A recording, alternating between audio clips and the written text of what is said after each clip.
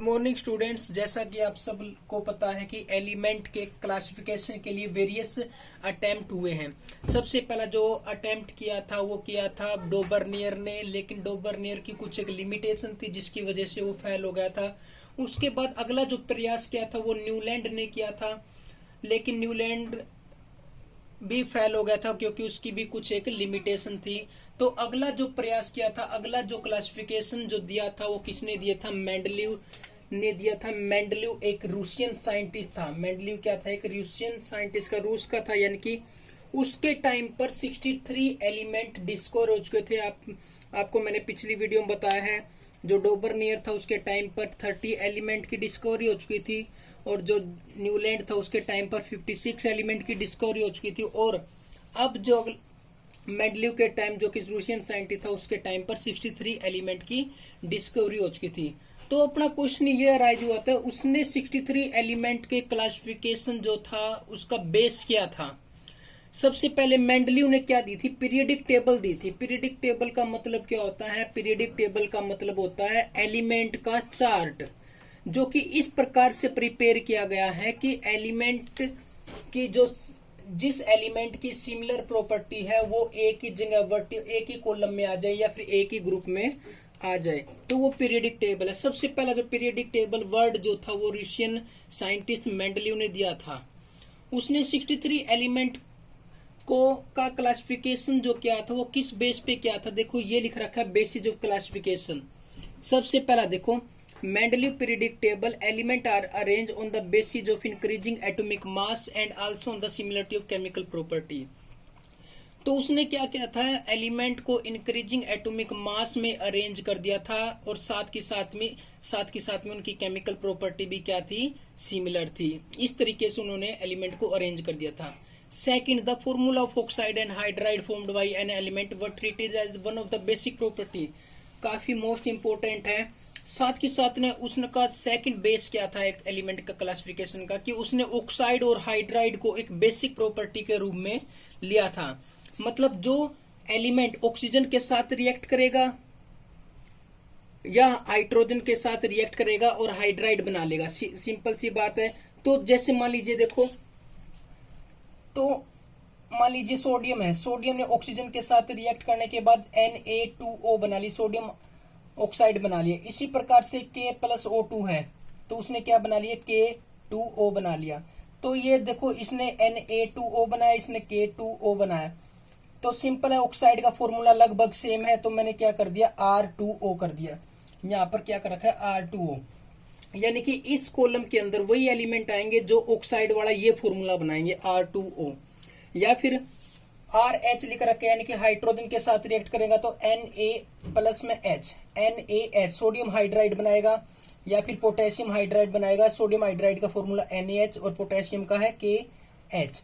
तो Na यानी कि एलिमेंट की जगह पर मैंने लिख दिया R, और H के लिए हाइड्राइड, तो RH। ये वाले जो एलिमेंट लिख रखे वो उनका ऑक्साइड का जनरल फॉर्मूला ये है और हाइड्राइड का जनरल फॉर्मूला ये है। तो इसी वजह से मेंडलीव ने क्या किया था? ऑक्साइड और ऑक्सीजन और हाइड्रोजन को जो ऑक्साइड और हाइड्राइड को एक बेसिक प्रॉपर्टी के रूप में लिया था। तो ये दो बेस थे उसके क्लासिफिकेशन के। तो उसी इन्हीं बेस पर उसने ये वर्डिंग जो थी ये थी, according to Mendeleev law the property of element are a periodic function of their atomic mass. तो इसी ऑब्जर्वेशन में ये लॉ स्टेट कर दिया कि जो एलिमेंट की जो प्रॉपर्टी है वो एटॉमिक मास का पीरियडिक फंक्शन है। इस स्टेटमेंट का मतलब क्या है कि अगर एलिमेंट को हम इंक्रीजिंग एटॉमिक मास में लिखते हैं तो एक रेगुलर इंटरवल के बाद उसकी प्रॉपर्टी क्या करेगी? रिपीट होगी।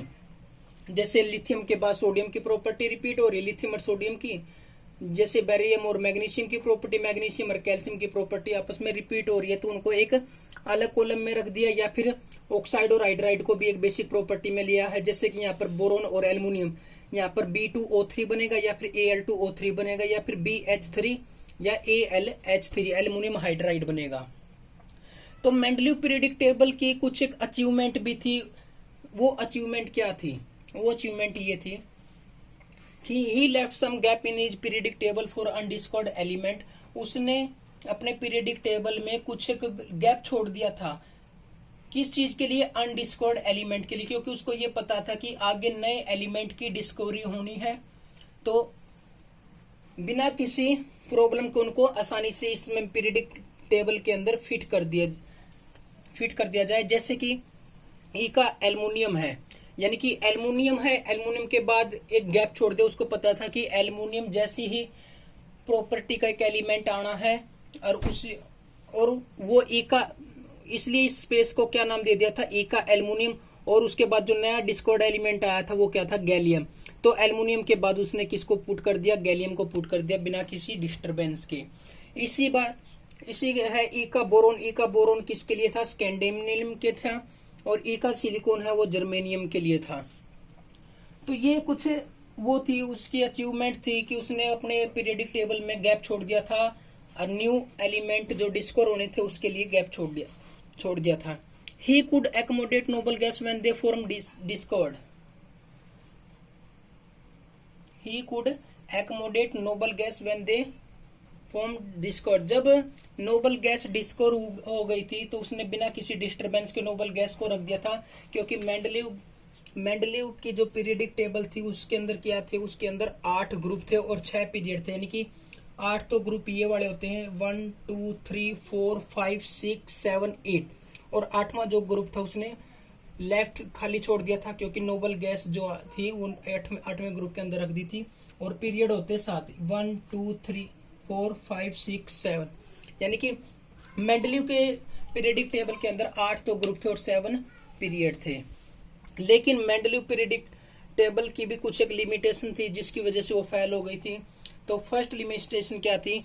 The position of isotope could not be explained. जो आइसोटोप की पोजीशन थी वो एक्सप्लेन नहीं कर पाया था कि आइसोटोप को कहां पर रखे।